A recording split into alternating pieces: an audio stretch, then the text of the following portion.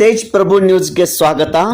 ದಿನಾಂಕ 26 ಮೇ 2024ರಂದು ಬೆಳಕು ಶೈಕ್ಷಣಿಕ ಶಿಬಿರದ ಮುಕ್ತಾಯ ಸಮಾರಂಭವನ್ನು ಏರ್ಪಡಿಸಲಾಗಿತ್ತು. ಮೊದಲನೇದಾಗಿ ಸ್ಫೂರ್ತಿ ಪಾಟೀಲ್ ಇವರ ನಿರೂಪಣೆಯನ್ನು ಮಾಡಿ ಎಲ್ಲರನ್ನೂ ಸ್ವಾಗತಿಸಿದರು.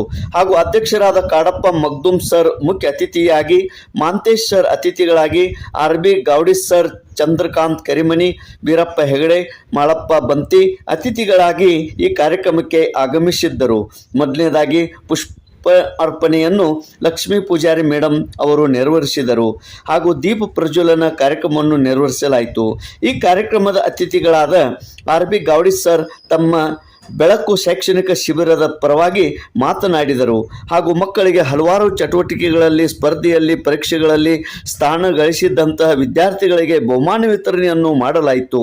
ತದನಂತರ ಮುಖ್ಯ ಅತಿಥಿಗಳಾದ ಮಾಂತೇಶ್ ಮಗ್ದುಮ್ ಸರ್ ಅವರು ಮಾತನಾಡಿದರು. ಬೆಳಕು ಶೈಕ್ಷಣಿಕ ಶಿಬಿರದ ಕಾರ್ಯಕ್ರಮದ 2ನೇ ಘಟ್ಟ.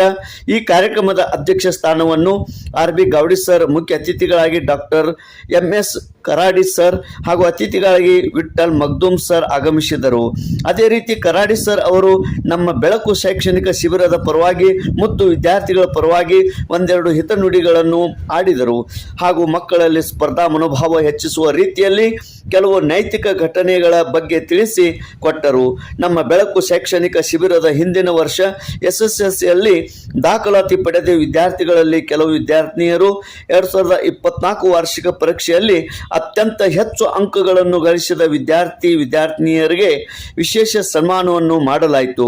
ಹಾಗೂ ಮಕ್ಕಳ ಮನರಂಜನಾ ಕಾರ್ಯಕ್ರಮವನ್ನು ಅತ್ಯಂತ ವಿಜೃಂಭಣೆಯಿಂದ ನಡೆಸಲಾಯಿತು.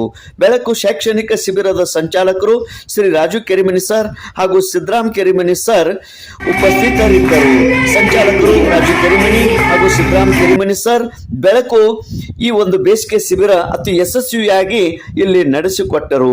ಬಡ ವಿದ್ಯಾರ್ಥಿಗಳಿಗೆ ಶೈಕ್ಷಣಿಕವಾಗಿ ಬಹಳ ಅನುಕೂಲವಾಗಿರುತ್ತದೆ. ತೇಜ್ ಪ್ರಭು ನ್ಯೂಸ್, ಸಂಕೇಶ್ವರ್.